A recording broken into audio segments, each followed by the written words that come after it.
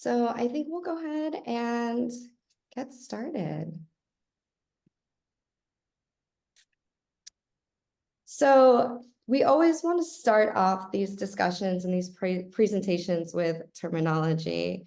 And what we have found over the last decade plus of doing this work is that language and terminology, particularly when it comes to this topic, is often a barrier for folks wanting to engage in this work, to build relationships across differences.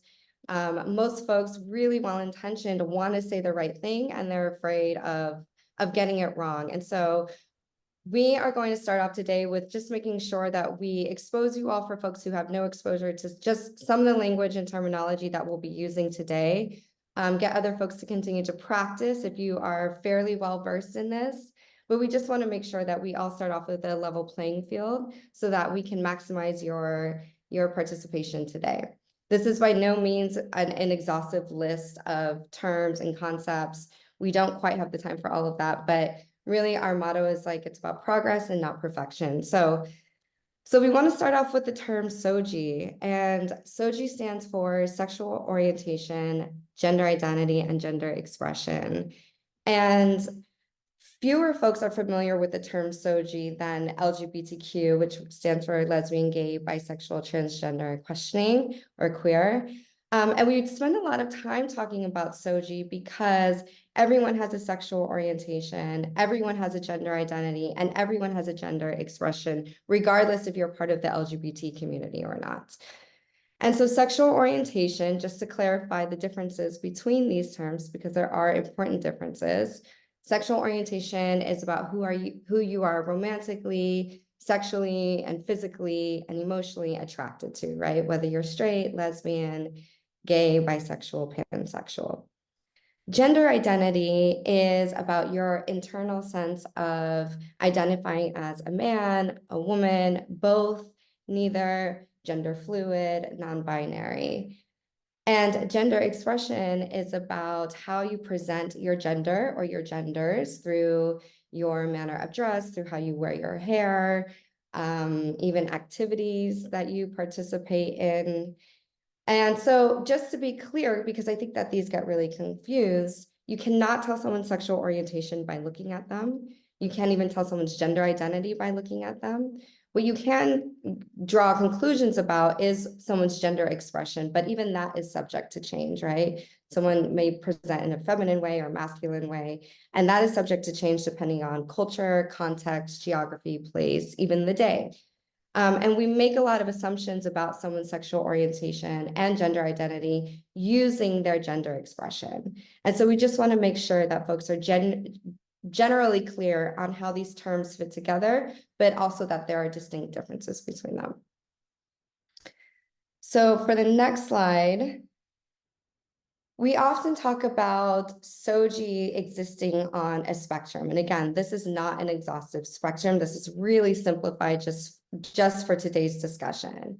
And so we can see sexual orientation. We have folks who are attracted to women, all the way to folks who are attracted to men, and folks who are attracted to both or all genders, or do not even necessarily consider gender when they are identifying a sexual orientation. We have sex assigned at birth, male, female, intersex, sort of there in the middle. And then we've got gender identity, man, woman, and non-binary, two-spirit, genderqueer, gender fluid. We've got lots of terms, again, that we won't be able to cover today. And we've got gender expression here. So masculine, feminine, gender nonconforming, androgynous, a little bit less popular of a term. But what we want to illustrate is that, again, regardless of how you might identify, you do fall somewhere on the SOGI spectrum. And we think this is a really important point in normalizing the discussions about sexual orientation, gender identity, and expression, instead of always solely focusing on otherizing the LGBT community. It's really important that we continue to see all of ourselves on this spectrum and having experiences that inform our lives because of our sexual orientation, gender identity, and expression, regardless of where you might fall. So just a couple terms that are going to come up in the findings today that we want to make sure that you're familiar with. So you'll hear us say feminine of center Black youth.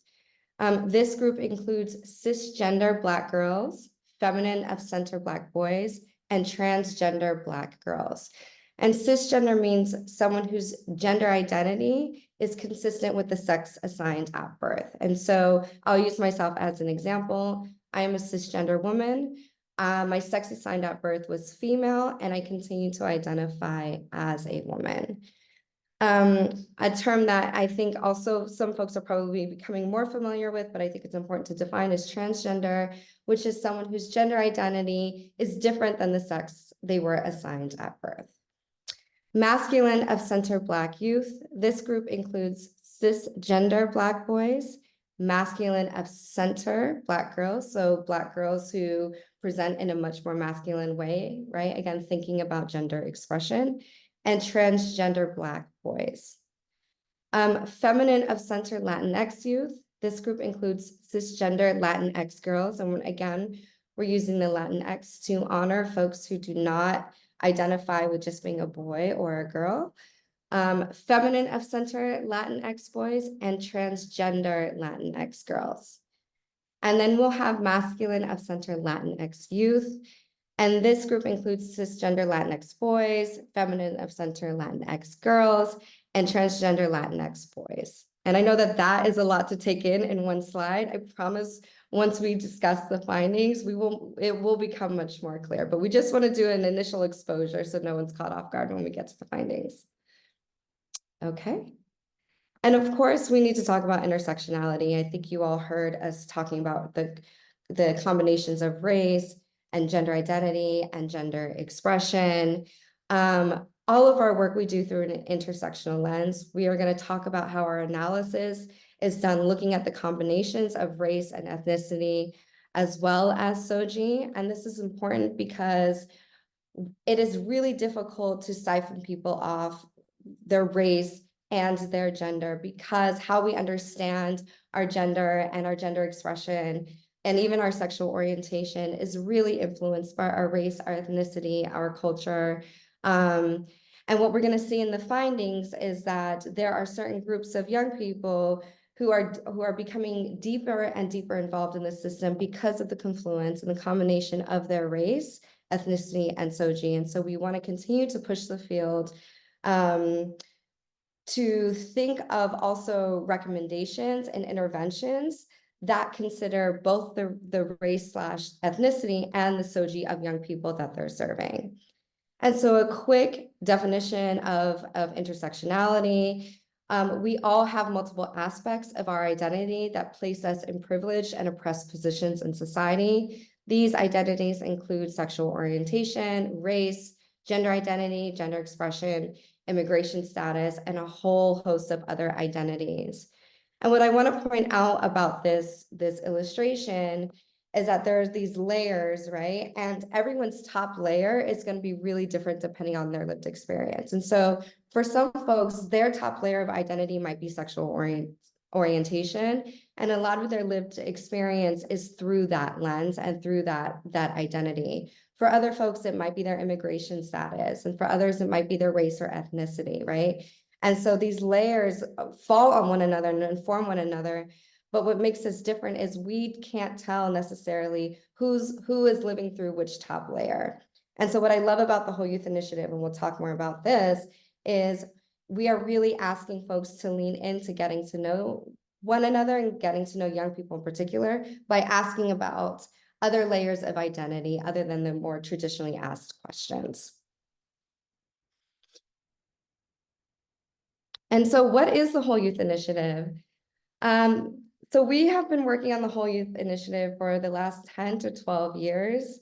It was developed out of a number of things that were happening nationally. The PREA Rape Elimination Act standards were coming down the pike, which for those working in the juvenile justice system or criminal justice system, you'll be familiar with this, but those who are not, it was a set of standards that required facilities to consider LGBTI folks as a priority population because of their risk for sexual assault, sexual harassment within facilities of confinement.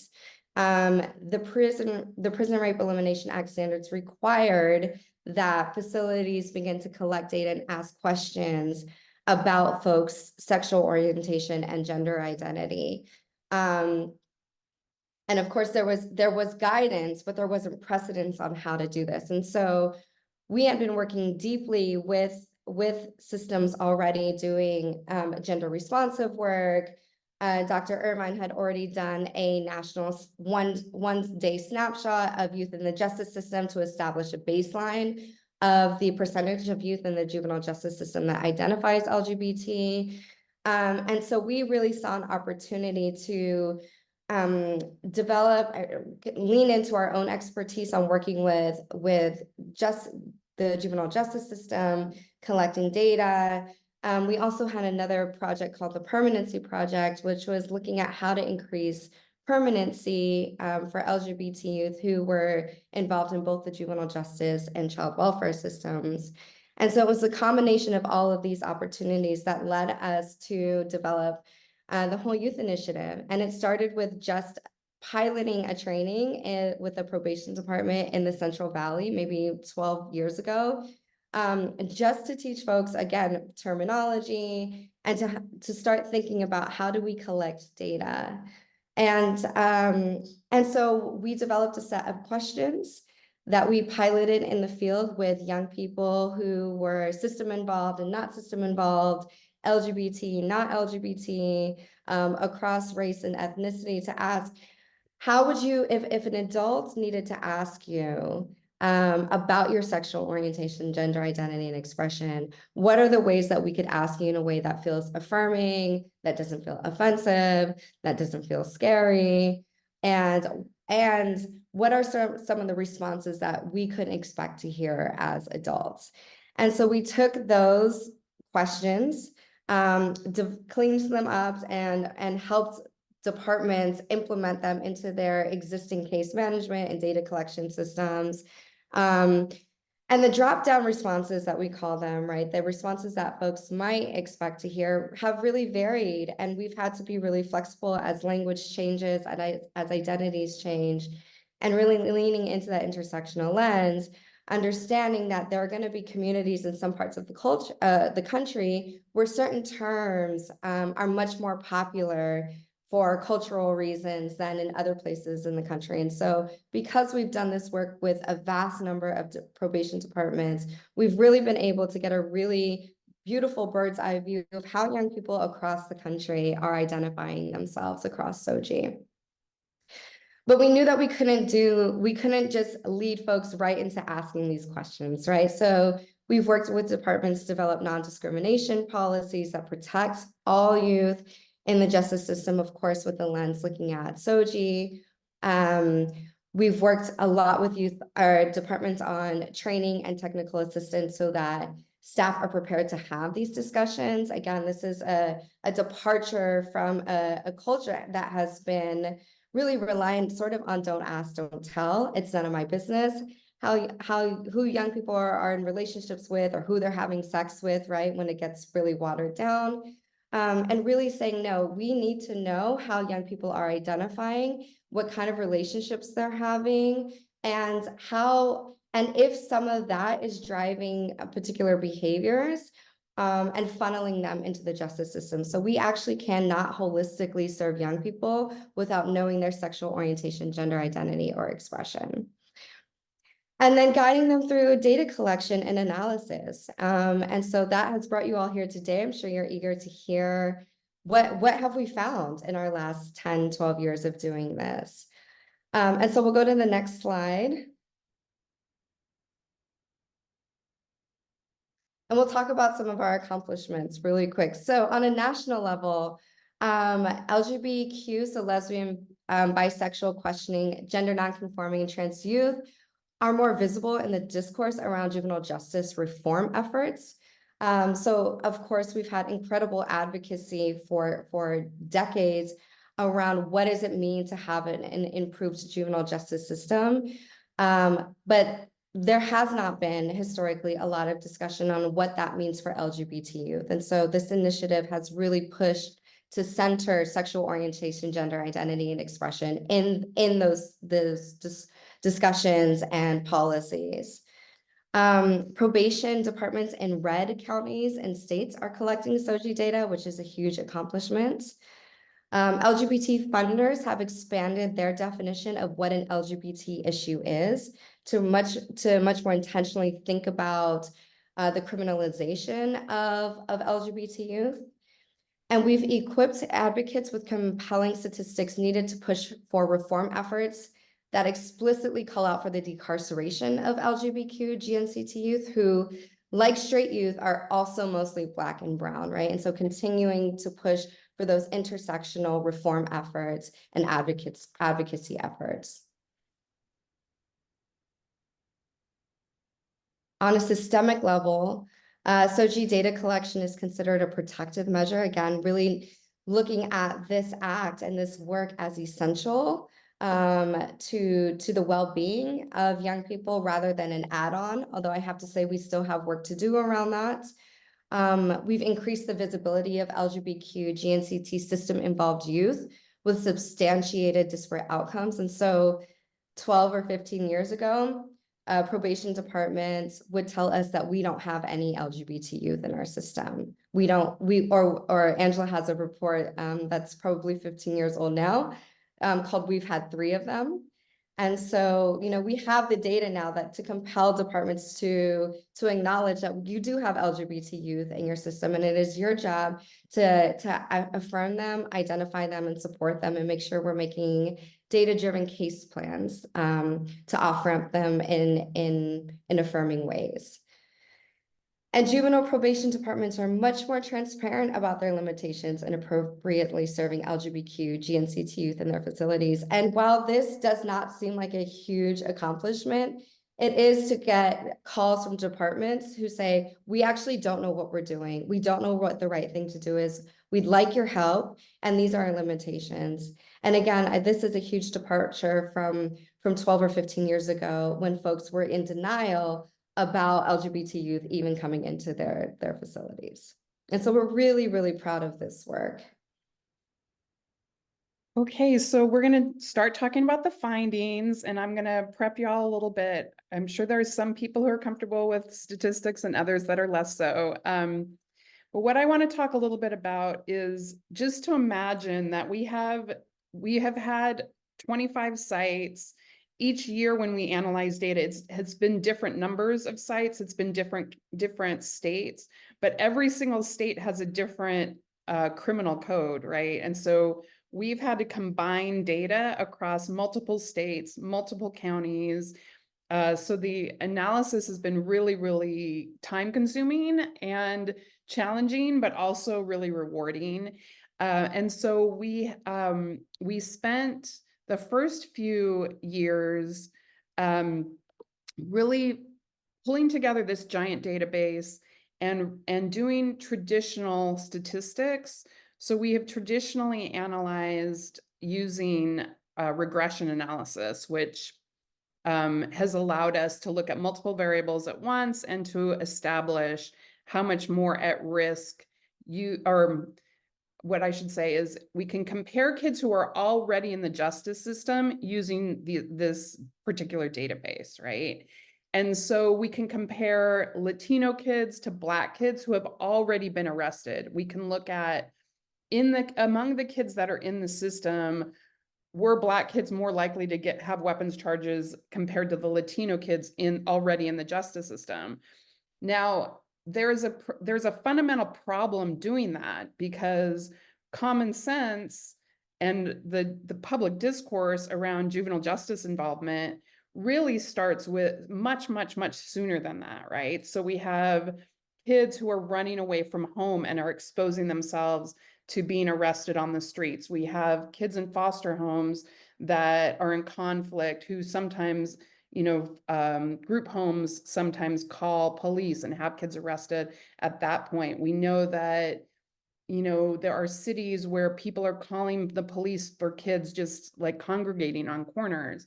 And so how can we to really understand racial and ethnic disparities in the justice system, we kind of have to start at the beginning.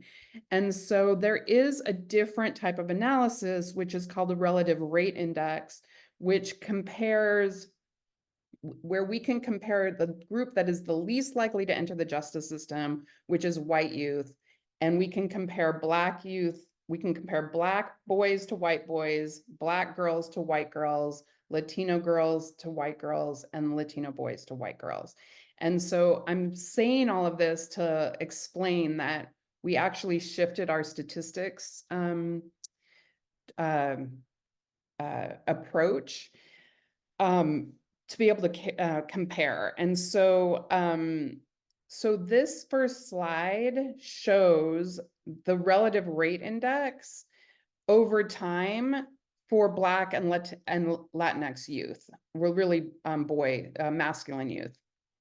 And so in 2019, if you look at the blue and the orange bar, in 2019, Black masculine of center youth were 3.7 times more likely to be arrested and placed in the justice system compared to white masculine youth.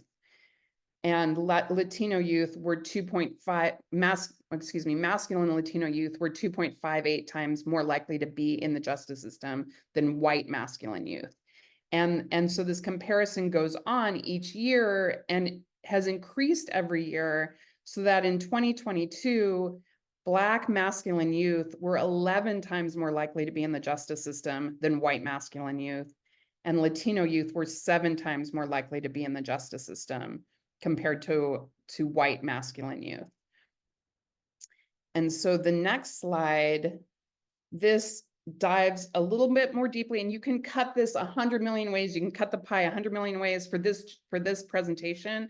I'm just going to pause and look at what was happening for Black masculine youth in 2021 and 2022 to show that if you dive into the particular types of charges, there is an even bigger relative rate index.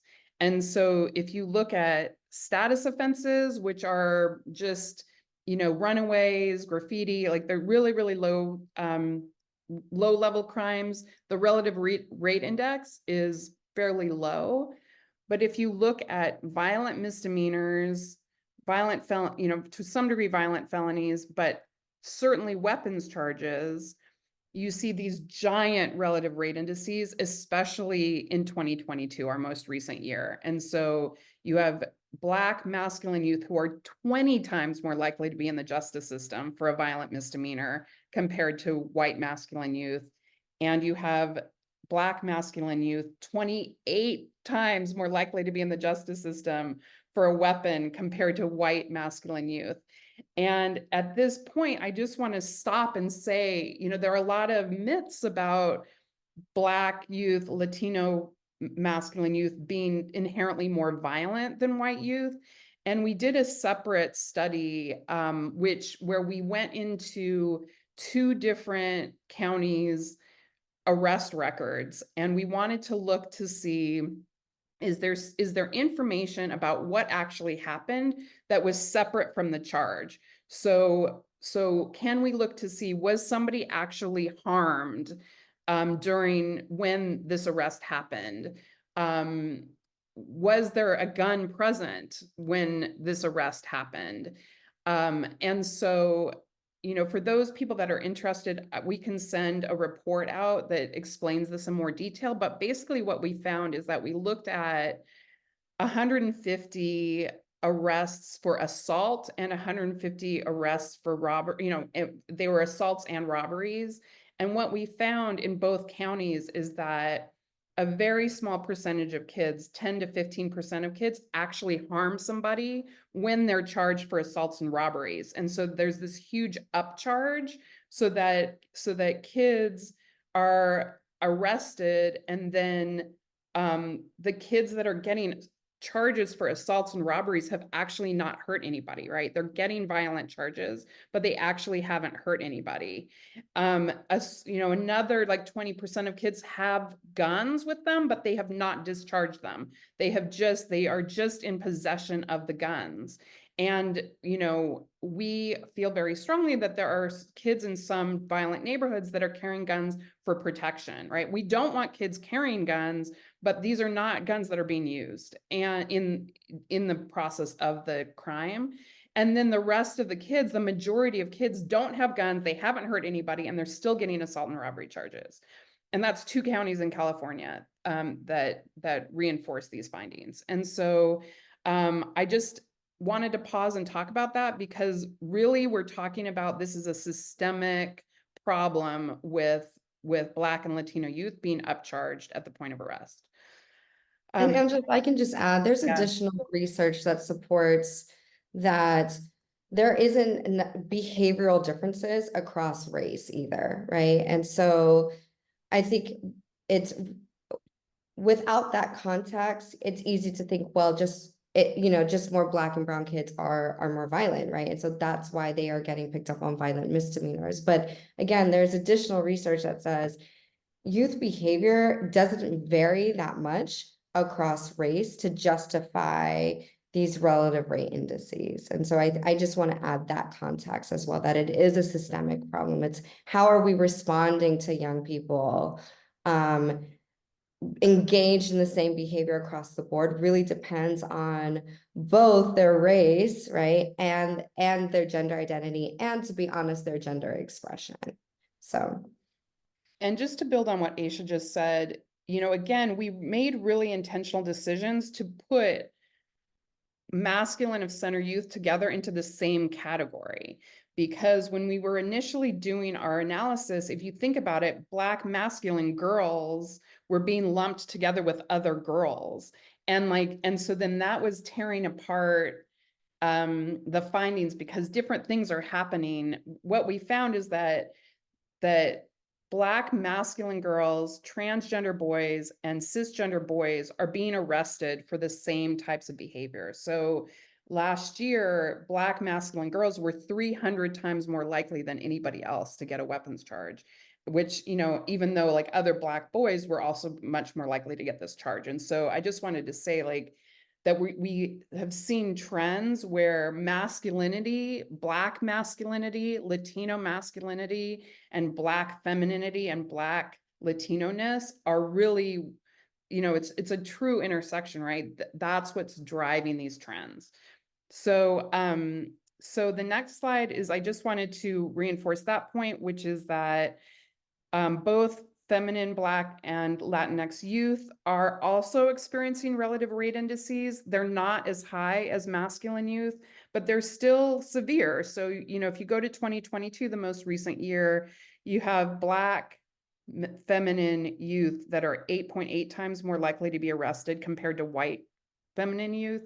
And Latina feminine youth are 5.3 times more likely to be arrested than white feminine youth. So I'm going to go a little off script and just say, I know I just talked about a lot of big statistics. Does anybody have any pressing questions about the findings? Because we are going to go into some breakouts and have you all talk about the implications of this.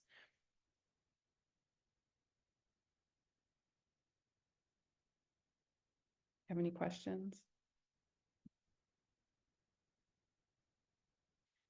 Okay, so what I'm going to do is I'm going to send everybody into 6 different breakout rooms. And what we want you to talk about are 2 things.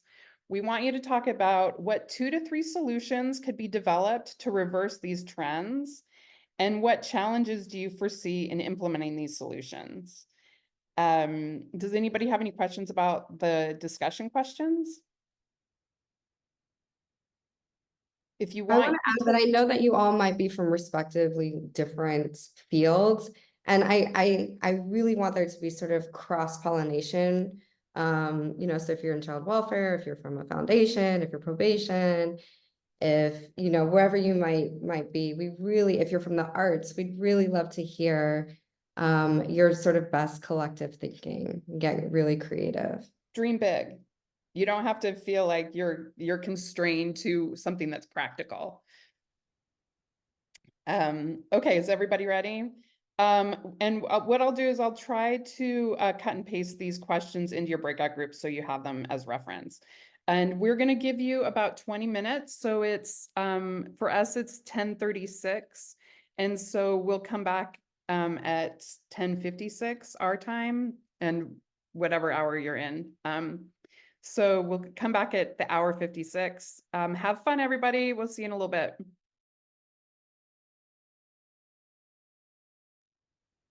Welcome back, everybody.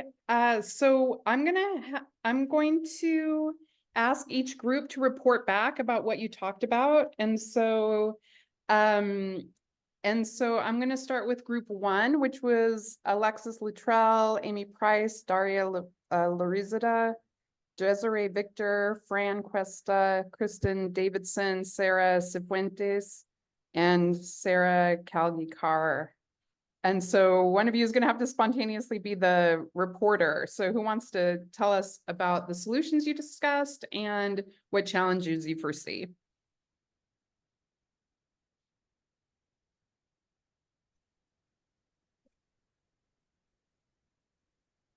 Thank you, Amy. So some of the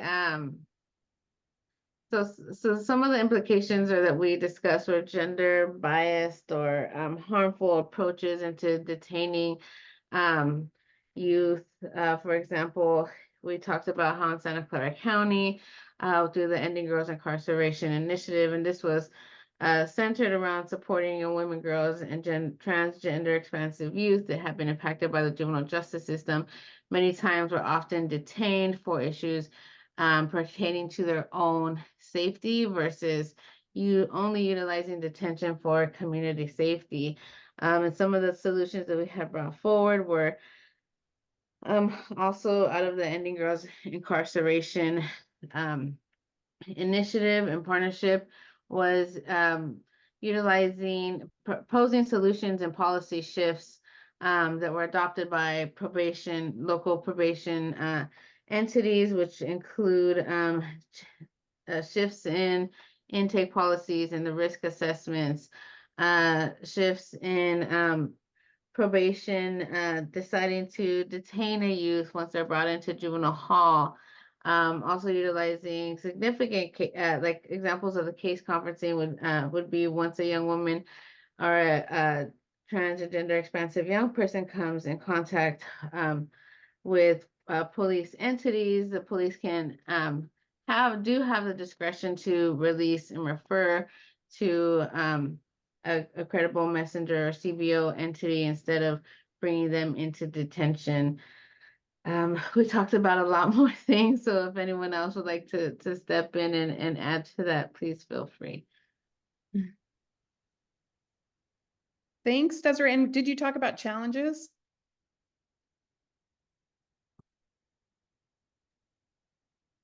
Did we talk about challenges specifically? I think we talked about implications and solutions. I think the one challenge that was mentioned was just like the prevalence of guns and like that being just something that's just everywhere. And so that's like the tool that youth have to feel safe. And what do we, that feels like a really big issue to tackle.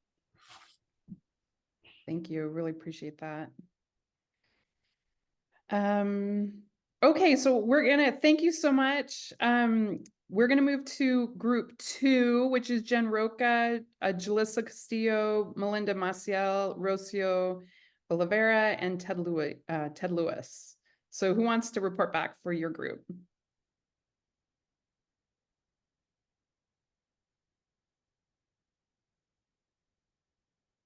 I don't want to have to assign anybody.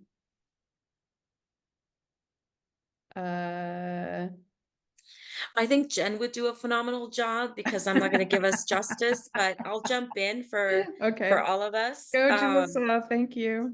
You're welcome. My pleasure to be here.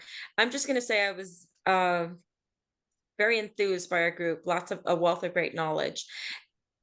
First and foremost, there was a discussion about law enforcement being in our school settings, and particularly probation officers, which tends to escalate situations very rapidly and re-involve our youth in the justice system. In addition to, We also discussed what we could do to engage school boards, being that they have a lot of power, and lately we are witnessing a lot of autonomy in their decision-making process. And so we spoke about considering changing that law enforcement presence to, a different way. We understood that we know that law enforcement is needed for safety and security, and so we elevated our conversation to engage in the thought of restorative justice training, engaging the decision makers, creating a training component for our law enforcers. We discussed the potential of understanding that our youth grow up and they're adults, and they may be, in law enforcement and all of these other sectors. And so identifying a champion that we collectively could kind of set the stage for them to succeed, where we could empower them through our education, our knowledge, the data that's being provided. We talked about elevating it to the point where we're engaging judges and engaging those folks in the juvenile justice system. I myself want to applaud Jen because she works for I think it's New Hampshire, Jen? Department Massachusetts, very close. Massachusetts. Okay, Jen, do you want to share, please, your component that I was applauding on? Sure, yes, and that was a great summary so far, I think. What I was talking about is something we're talking about a lot in Massachusetts, is this idea of figuring out ways for accountability, and specifically ways to hold different elements of the justice system accountable in a way that feels more collaborative versus a way that makes people really defensive or feels very punitive, but rather how can we all come together around our shared goals and really identify, even though we're saying this is an objective measure, the data is showing us that it is not being implemented objectively. And what are we going to do to respond to that, and hold ourselves accountable to that? And I think presenting data like this, which is similar to data that we're seeing in Massachusetts, is a big first step to that, to really just highlight again this idea of what is quote unquote objective, not really being that way, and determining how do we change that and hold ourselves accountable to that standard. Amazing. Thank you. Any other thoughts from your group? Anybody want I to just jump? would like to see Jen's what Jen is doing in Massachusetts to be replicated throughout the states. That would be a phenomenal movement. Absolutely. Massachusetts has been a leader for a long time. Okay, group 3, we have, I don't have everybody's last name: Brenda, Bridget, Cassandra, Miss Hines, Esther Stiles, Janelle, Kendra, Lattimore, Malat, Eskander, and Michaela Bowman. Who wants to report back for group 3? I'm sorry, Angela. I just got a call. Could somebody report for our group, please? I'm sorry. Anybody else in group 3? I think that our Thanks, discussion, Esther. even though we didn't name it as prevention, I think a lot of it focused on more prevention efforts around just the basics of increasing education for parents, in increasing education for professionals, mental health professionals, probation, juvenile courts, around everything that we're talking about. In terms of challenges, one of the things that we talked about is, just the political climate and how administrations change locally even. So, if, for example, I'm in Northwest Indiana, we've had a Democratic judge in place who's been very open to a lot of the SOGI work that we've been doing in the county.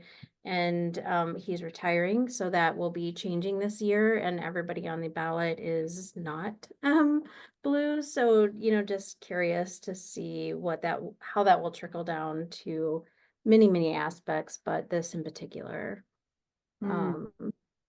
So those were some things. I know there are some other thoughts thrown out too, if anybody else in the group wanted to add. Did anybody want to add?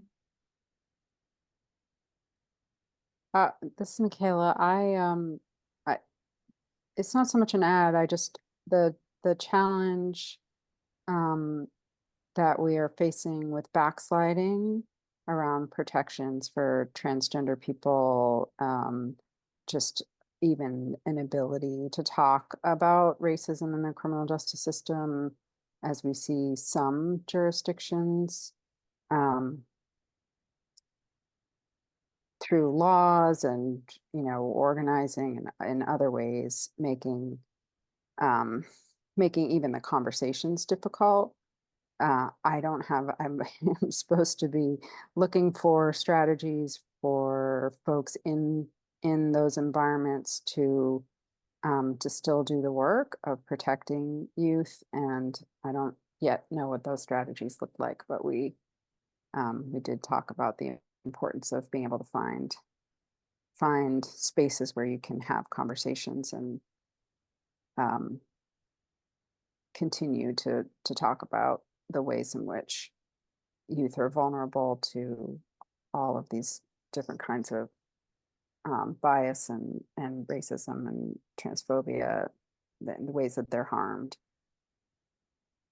Could I ask a follow-up question back at you? Because I know you. Sure. Yeah. What are your observations of what's happening to PREA in some of the most conservative parts of the county? Yeah, well, the that in the country. state, yeah, I mean, it's hard to get a picture of it. That's what we're trying to figure out. Obviously there are states that just by law can no longer comply with the standards that require them to provide specific protections for transgender people, because they can no longer even recognize transgender identity, or they have to house transgender people according to their sex assigned at birth now. So we know that there's backsliding.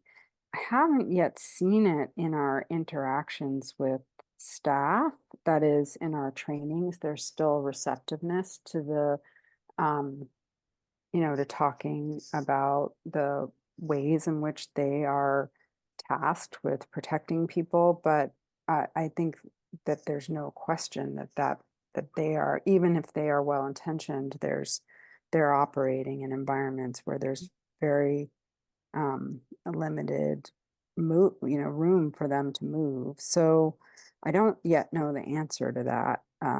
That's it's part of why I'm here today, is sort of get a sense of where to take these conversations in such a hostile environment. Because it's not, I mean, we know the laws that are being passed, the anti-trans laws that are being passed are so harmful, but there's also the ways in which school systems and libraries and so forth are being attacked over just even talking about history and talking about race. And that environment makes the work that you all do and that we do just so much more difficult. So I don't have a good sense of it yet. That backsliding has not shown up yet in the population that we train. That is, I haven't had people speaking up and saying, well, we can't do that and we're not going to do that. It's more like, yeah, how are we going to do this? Thank you so much. Really appreciate it. For those that don't know Michaela, she's one of the people that drafted the PREA standards and was the head of the PREA Resource Center for over 10 years and is still affiliated. So thank you. Huge expert. Thank you. Thank you, Angela. You're welcome. Group 4. We have J. Enrique Villone Everett, Jamie Putnam, Maria Waked, Mariah Corder, and Xavier McLaurin Johnson. Who wants to volunteer to tell us what you talked about?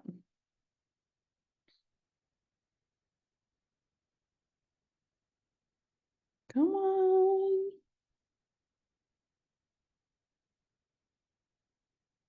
I'm gonna, Xavier. Oh, go I ahead. can kick us off. Hopefully Okay. someone can help me with the rest. You just saved Xavier. Okay, go ahead, Mariah. Oh, well then I'll tag you in after. How about that? We'll share this. So Mariah Porter, she, hers pronouns. I'm here with California Youth Connection out of the Central Valley. So nice to see everyone. Some of the things that were coming up in our conversation were on trainings, developing better trainings for the professionals that are working with these young folks. And then the potential to have some sort of a liaison person or someone that's kind of there as like a mentor, peer advocate style. And then Xavier, did you want to tag in now?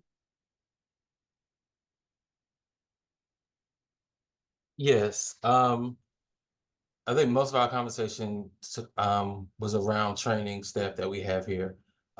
We talked about possibly those with larger organizations having a representative in each department that's trained, that's able to speak the language and have an understanding of the topic.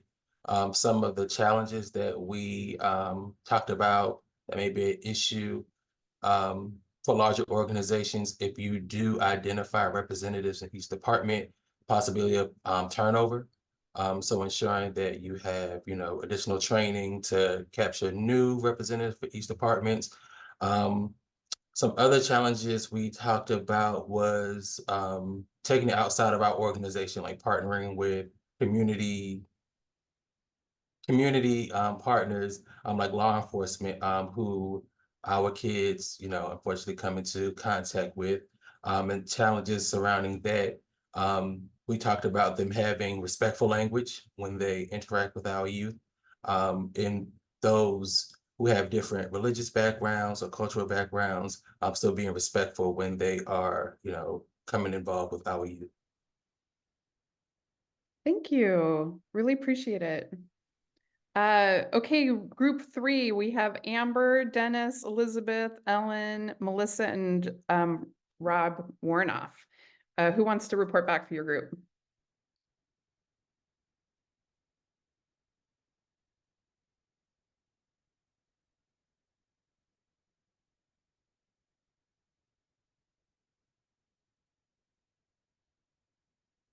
Anybody?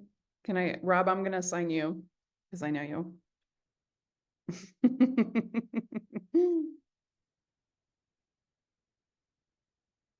I think you're on mute. There you go. Like, wait a minute, Rob is quiet. Okay. Yeah, when am I ever quiet? Start right? again.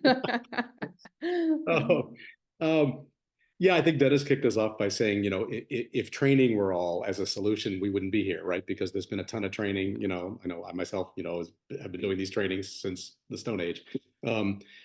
That said, training is still needed, right? So Elizabeth talked about some of the challenges she faces in King County in Seattle, even getting administrators to get on board with collecting, this information, right? So the training that goes into how do you work with youth so that they feel comfortable enough disclosing so that you can, actually operationalize the data collection. So we talked about the data management guidelines that Shannon Wilbur wrote is a great resource, right? Because it's broken into 3 sections around collecting the data, right?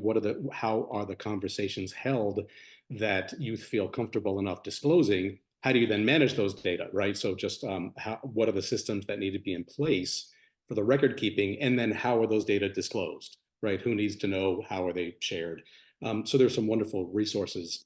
I forget if it was Dennis who brought up the National SOGI Center, and it's a great clearinghouse for resources. So, all of these sort of solutions. I think I talked about, for me, the inner core of the onion that we're always peeling back is the families, right? So how do we work with families to be supportive?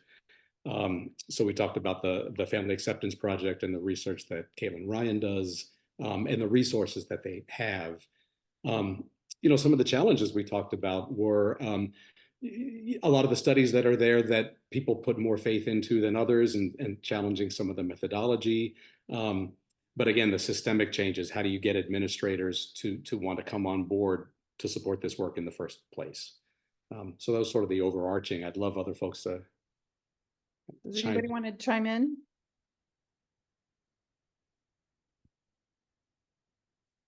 Okay, I'm gonna call in the last group. So group 6, we have Axel, Courtney, Melissa, and Olivia. Who wants to report back for your group?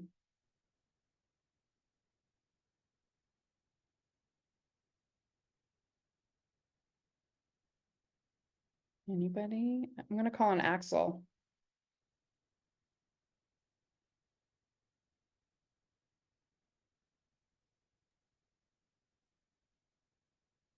Are you on mute?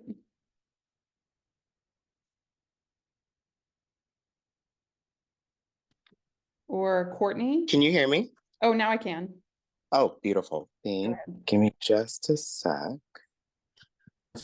So at first, all of us were all like kind of confused of like to talk about exactly what would be the 2 to 3 solutions. But I ended up deciding to come up with that we should definitely invest in like education and youth programs. So my name is Axel Ramirez Alcaraz, and I work at a Latino network at Portland, Oregon, and I'm their new sex education and LGBTQ coordinator. And pretty much like my job is where I would be assisting the like LGBTQ youth that are also part of the Latinx community, but also a part of other BIPOC communities. So just being able to like spread, I guess in a sense like of awareness, just to like letting them know it's like, hey, they have a safe space to be able to like not only be themselves, but also being able to talk about maybe some certain topics that they can't talk about with their families. So my goal is to like always open these spaces and create those safe spaces for them. So like being able to like providing access to like quality education and as well as like after school programs, just to like I can offer any alternatives to criminal activities, as well as like creating more diversity within the teachers. So like I myself am part of the Latinx community and also trans. So for them to being able to see somebody like me, I'm able to be like, hey, like if I can like be able to be open and be free, you guys can too. You guys can too. So that's just definitely for sure. You just cut out for a second, Axel. Oh, oopsies. Can you hear me better? Yes. Oh, We perfect. just missed a few As seconds. well as like, no, you're perfectly fine. As well as police reform and community policing. So like implementing these policies that prioritize community policing, where like law enforcement officers can build positive relationships with the communities they can serve. But obviously that is one of the biggest pushbacks, because as we've seen time and time again with police reform, especially with Black and brown students, it doesn't work out like that as their counterparts with white students, because even with the SOGI chart that you were just showing us in the last slide, where in 2022 the criminalization was just so high. And that's why like with the whole challenges are definitely those that I foresee, is for sure like just being able the resist to change, if you will. So thank you. Thank you so much. I really appreciate it. Thanks, everybody. Give yourselves a round of applause. You did such a great job. And so now our dear colleague, Crystal, is going to talk about the recommendations that we came up with that are in the report. Thank you so much. So in reflection of what we learned through this analysis, there are a few recommendations that we wanted to highlight. The first one being to invest more in programs developed by culturally affirming community-based organizations, in addition to building positive relationships between systems and CBOs. So actually, you kind of touched on that in systems building relationships with their communities. And a way to do that is to develop deeper, more interpersonal connections or relationships with the community-based organizations that police officers are in the communities of. And so community-based organizations in general are much more reflective of and better prepared to serve the youth population from a cultural and lived experience perspective. And so again, building these relationships with those kinds of organizations can make diverting youth a lot easier. It clears the pathways for that type of thing for police officers when they come across young people, to be able to just divert them to community-based organizations that they trust and that they know have young people's best interests at heart. Additionally, organizations led by system-impacted Brown and Black leaders have developed healing and restorative alternatives to incarceration and other intervention programs. So something that I think a number of you reported back on was having people who have the lived experiences on staff to have diverse, backgrounds that really reflect the communities that they're serving. There are plenty of Black and Brown system impacted families who are really hesitant to trust different system entities like child welfare and probation departments, police, and even school systems. But having those community-based organizations that are culturally affirming and rooted in lived experiences offer programs that feel safer for those families, where they will have those safe spaces to be able to talk about their experiences, to be able to talk about what they're going through in their families, and to share those really deep emotional things that they're going through as young people do. And so they're really able to allow youth of color to have positive relationships with adults in their communities that really end up lasting past being involved in the community organization that they're involved with. The next one is to work toward policy reforms that require an expansion of the criteria for diversion eligibility and require system actors to exercise diversion when a youth is eligible. And this would also include youth who were arrested in possession of a gun or weapon. In one of the groups, you guys mentioned how these policies that are in place that allow people to get resources and get connected to systems also needed to expand and be able to include more people so that more people would be eligible. So our research has shown that diverting youth before they get involved in the juvenile justice system is far more effective than not. Los Angeles County is a really good example of this. They developed the Department of Youth Development within their Department of Health Services to divert as many youth as possible out of the justice system and into development programs. So from the years of 2019 to 2023, this department referred, I think, 3,000 youth who were arrested by police departments, and then another like 2,400 youth who received informal referrals to diversion programming. The inclusion of developing gun diversion programs is particularly important, like we saw in the analysis before that Angela went over. Our research has shown that many Black and Brown youth with gun charges were in possession of the weapons and had not used them, right? So we believe that creating intentional interventions for youth in this particular moment could in the long run prevent future gun violence as well as unnecessary deeper involvement. And to kind of address some of the challenges mentioned by our first breakout group in regards to specific ways to address gun violence for young people being in possession of guns or things are being charged for weapons and all that, we go into detail about this particular recommendation. So we recommend that jurisdictions could invest in intensive interventions, allowing mentors and youth to co-create alternatives to carrying weapons. Such interventions should involve youth participatory action research projects that inquire into why young people feel the need to carry weapons. So these types of findings could be shared with elected officials that could develop deeper structural violence prevention. So just as like a clearer example that you can take forward.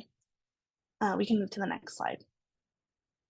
The next is to develop a deeper understanding and practice of intersectionality. So this can be applied also in additional trainings and things like that for staff members in various system entities. Systems must understand that young people hold multiple identities. that inform who they are and how they experience the world, and developing culturally responsive practices that take into account young people's sexual orientation, gender identity, and gender expression, as well as their race, is crucial in supporting youth and making sure all of their identities are affirmed. Next is to develop urgent mobile services for youth whose negative behavior is escalating at home. So as a contextual example, family conflict can a lot of the times lead youth into the justice system. Youth can, be acting in ways that are disrespectful or show increased drug use or end in physical fights, and parents who don't know what to do or are unaware of options end up calling the police and then inadvertently introducing their children into the justice system. And so we recommend creating a non-law enforcement mobile alternative that can respond at any time of the day. And this mobile response should have a team of professionals with extensive experience working with Black and Brown communities and LGBTQ and gender nonconforming and trans populations, who can, in that moment, assess the safety and mental health needs of youth and their family members. So from the assessment, young people could then be referred to community-based services or alternative housing placements if necessary. So again, looking to divert them away from formal system involvement and relying back on communities.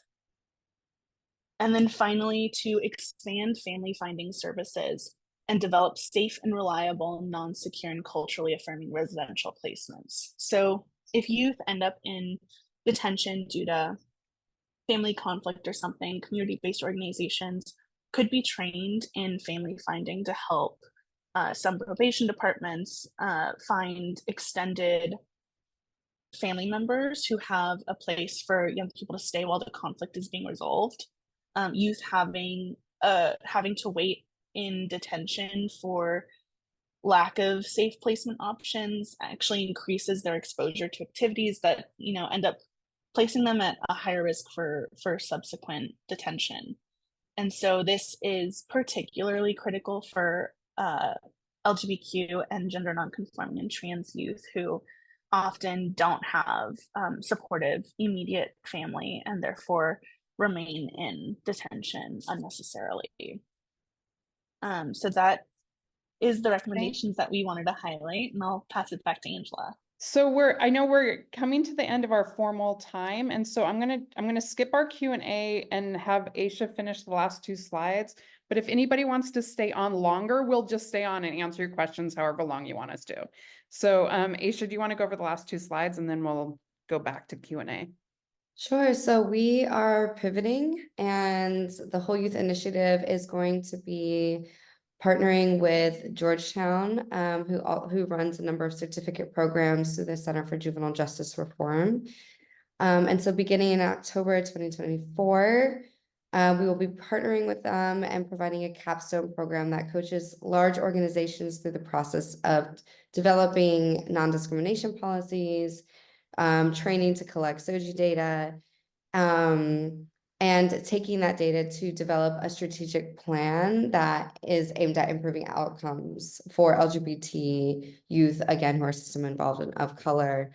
And we really encourage folks who are not just from the juvenile justice world to apply. I think that, we are all sort of waiting to see what happens politically. Things are already happening politically, depending on where you are. And I think there's going to be a lot of power and safety in numbers, and how we continue to make sure we identify and count and affirm LGBT youth, and how we get that done is gonna have to look really creative depending on where you are. So we are really, really encouraging folks to reach out to us. If you're interested, you can scan this QR code for more information. We're always happy to answer questions and help you think about who an appropriate partner would be, depending on, on what your situation is. But again, in order to continue to support LGBT kids moving forward, we really need to think about inside-outside strategies and partnerships that can withstand whatever politically might be coming down the pike. And for those of you who are interested in just a training or a refresher training, if you've gone through our initiative, we are offering summer SOGI data collection trainings in June and July. And again, this is open to anybody.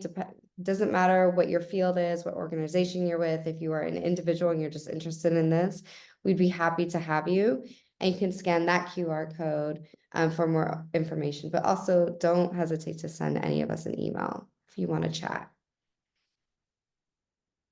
And so I'm going to just go back to the Q&A slide and open us up to questions. And, I understand if people have to leave, feel free to take care of yourself or go to your next call. But please, we'll open up the floor now to any questions.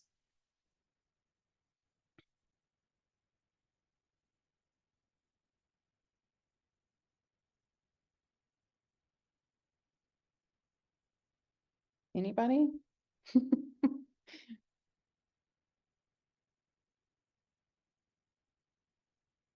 Thanks, everybody.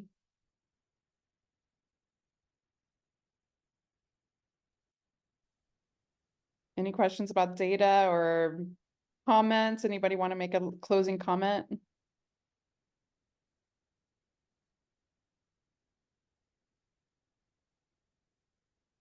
I just wanted to extend my gratitude and thank you all for this amazing, very informative and educational workshop.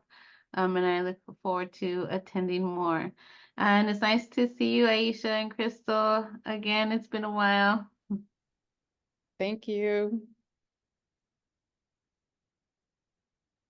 Okay. Well, thanks, everybody. We'll just, have a great rest of your day. If you want to ask a question in a smaller context, you're welcome to stay on. Hey, Angela. It's good to see you. I did the Georgetown during COVID, actually, I think 2020. So I don't know if you remember seeing me. Yeah. It's good to see you again. Good to see you. I'm actually teaching a class during summer sessions for LGBTQ youth in systems of care. So I've been using a lot of your stuff in my class. So thank you. Thank you. I did have sort of a question about something that's been coming up recently in different public defenders' offices throughout the state. I'm not sure if you're familiar with the See It tool that different probation departments use for identifying CSEC youth. And I am seeing a lot of, I understand, so I worked with the CSEC population when I was in Los Angeles.